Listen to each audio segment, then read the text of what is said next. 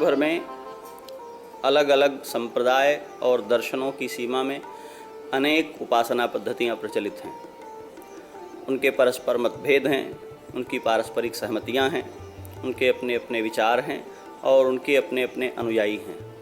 हम उन सब को यदि समग्रता से देखें तो जितनी सहमतियाँ हैं उससे ज़्यादा विरोधाभास भी देखे जा सकते हैं। किंतु सबसे महत्वपूर्ण बात यह है कि उन सभी उपासना परंपराओं में, पद्धतियों में जिस एक तत्व पर सभी एकमत हो जाते हैं वह है गुरु तत्व। विश्व की सभी उपासनाओं में उपास्य को लेकर के भेद हो सकते हैं, दर्शन पद्धतियों को लेकर भेद हैं, किंतु गुरु को सब ने स्वीकार किया है। नाम के भेद से, प्रकार के भेद से सब ने ये स्वीकार किया है कि मनुष्य के आत्यंतिक कल्याण में, मनुष्य के आत्मिक उन्नयन में उसे एक पथ प्रदर्शक की, एक संरक्षक की और जिसे हम अपनी सनातन पद्धति में गुरु कहते हैं, ऐसे एक गुरु की, आचार्य की अपेक्षा होती है। यही कारण है कि दुनिया भर में गुरु की महिमा को प्रतिपादित किया गया है, गुरु के महत्व को स्वीकार किया गया है।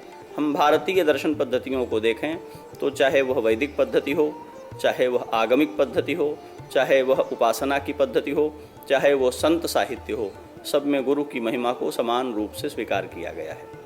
यहाँ तक कि स्वयं परमात्मा भी जब मृत्युलोक में आते हैं तो वे विद्या प्राप्त करने के लिए गुरु की सन्निधि में जाते हैं। भगवान वेद भी कहते हैं इस बात को कि संसार को परख करके उससे विरक्त हुआ मनुष्य अपने कल्याण के लिए कहाँ जाए, तो कहा तस्मात् गुरुम प्रपद्येत, तो तब वह गुरु की शरण में जाए, गुरु की शरणागति करे।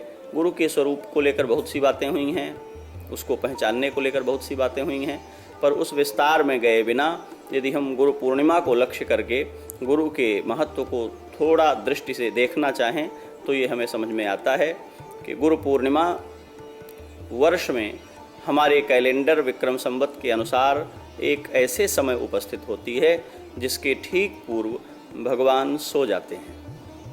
आषाढ़ मास की शुक्ल पक्ष की एकादशी को भगवान का शयन हो जाता है, हरिशयनी एकादशी होती है, और आषाढ़ मास की पूर्णिमा को गुरु पूर्णिमा होती है।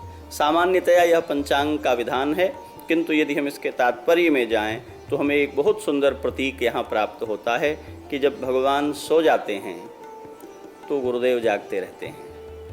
कदाचित ऐसा हो सकता है कि सर्वनियंता सर्वसमर्थ परमात्मा भी सो जाए, लेकिन ऐसा कथमपि नहीं हो सकता है कि अपने शरणागतों, अपने शिष्यों को छोड़ करके गुरु सो जाएं। और इसलिए आचार्यों ने भगवान के शयन के बाद गुरु पूर्णिमा का पर्व करते हुए मानो हमें यह संकेत किया कि कभी भगवान सो जाएं ये तो हो सकता है, कभी गुरु सो जाएं ये नहीं हो सकता।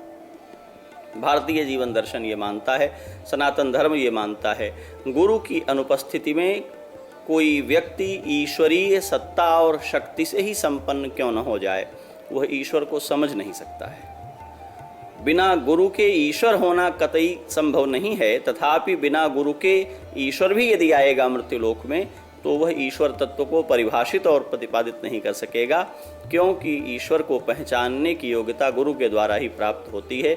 इसको हम शास्त्रों से देखें तो, इसको हम संत साहित्य से देखें तो सर्वत्र दिखाई पड़ता है। और इस बात को ही लक्षित करते हुए सूफी संत मलिक मोहम्मद जायसी कहते हैं, गुरु कौन है, तो कहा गुरु सुवा जही पंथ दिखावा। उनके एक कथानक के अनुसार, जिसमें एक तोता गुरु की भूमिका निभा रहा है, वो कहते हैं गुरु ही वह सुग्गा है जो भटके हुए व्यक्ति को उसके लक्ष्य की ओर इंगित करता है, बिन गुरु जगत को निर्गुण पावा।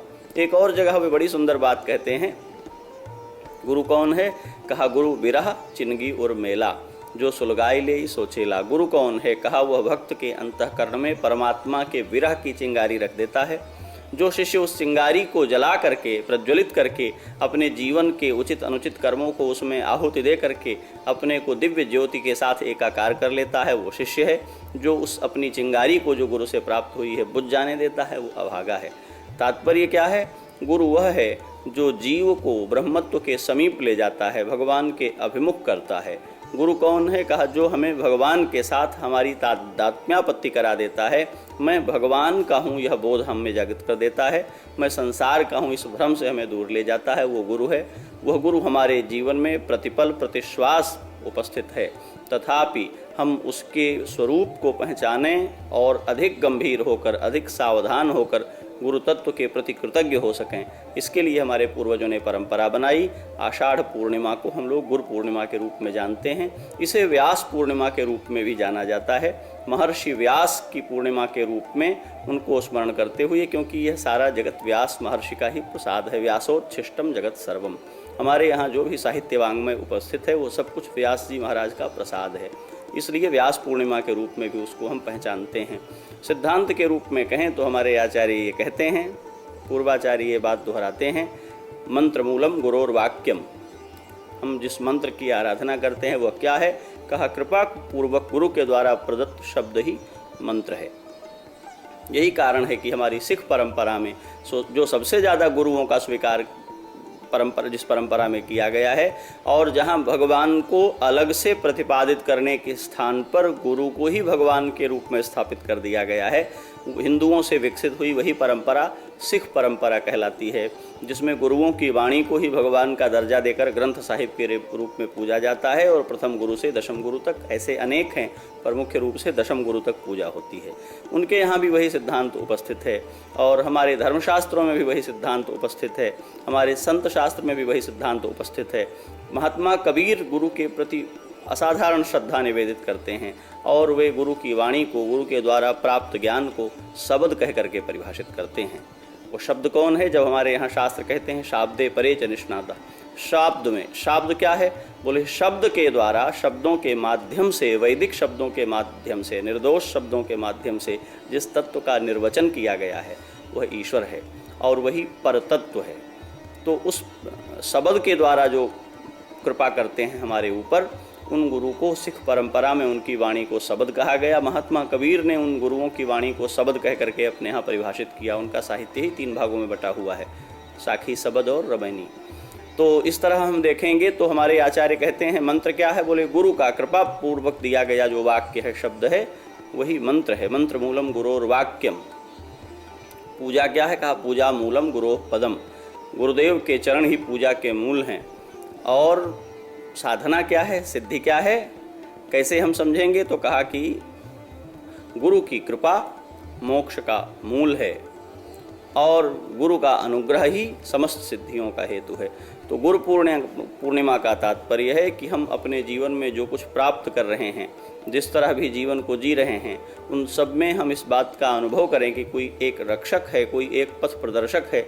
हमारा जीवन निरंकुश नहीं है, उसके अनुरूप हमें चलना है, उसकी आज्ञा के अधीन हमको चलना है, तो हमारा जीवन कल्याण की ओर जाता है। गोस्वामी जी महाराज अपने सबसे प्रसिद्ध कृति हनुमान चालीसा में कहते हैं, जय जय जय हनुमान गोसाई, कृपा करो गुरुदेव की नाई। सबसे ज़्यादा कृपा तो माँ करती है, पुत्र को गर्भ में धारण करती है, अपने रक्त से, अपने शरीर के तत्व से उसका पोषण करती है। तो कहना चाहिए करो कृपा माता की नाई, पर उन्होंने कहा करो कृपा गुरुदेव की नाई। करो कृपा पिता की नाई क्यों नहीं कहा? करो कृपा माता की नाई क्यों नहीं कहा? करो कृपा गुरुदेव की नाई कहने का अभिप्राय ये है कि माँ कृपा करके हमें इस संसार में ला सकती है, इस संसार से मुक्त नहीं कर सकती है। पिता कृपा करके हमें इस संसार में ला सकता है, इस संसार से मुक्त नहीं कर सकता है। संसार में आने का प्रयोजन संसार के आवागमन से मुक्त हो जाना है। इसलिए सर्वाधिक कृपा यदि हम पर किसी ने की है तो वो गुरुदेव ने की है, जिन्होंने इस आवागमन से हमको मुक्त करने का मार्ग दिखाया है। और यही कारण है कि जब माँ हमें इस संसार से मुक्त होने की शिक्षा दीक्षा देती है तो उस माँ को एक उपाधि और प्राप्त होती है जो गुरु कहलाती है। हमारे यहाँ वेदों में, शास्त्रों में ऐसी माताओं के भी आख्यान आए हैं जिन्होंने अपनी संतानों को संसार बंधन से मुक्त करने के उपक्रम किए हैं। तो उन माताओं में गुरु का एक दर्जा और बढ़ गया है। सबका निष्कर्ष ये है कि मनुष्य इस संसार में असंख्य बार आए जाए, अपने प्रारब्ध से सुख दुख का भोग करे, किंतु वही संसार प्रपंच से मुक्त केवल एक स्थिति में हो सकता है, और वह गुरुदेव की कृपा है। बिना गुरु की कृपा के ये संभव नहीं है।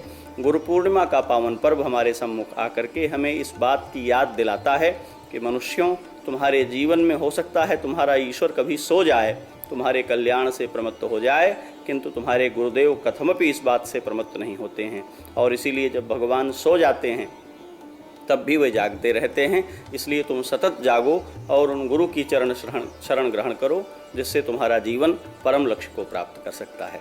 सभी को गुरु पूर्णिमा की बधाई और इस बात की शुभकामना कि सब लोग अपने अपने जीवन में उस गुरु तत्व को पहचान सकें और अपने जीवन के परम लक्ष्य की ओर बढ़ सकें। जय सिया राम। आप हमारे संत वाणी चैनल को सब्सक्राइब करें, वीडियो को लाइक करें, शेयर करें और हाँ, बेल आइकन पर क्लिक करना बिल्कुल ना भूलें, ताकि हमारी किसी भी वीडियो की सूचना सबसे पहले आपको मिले।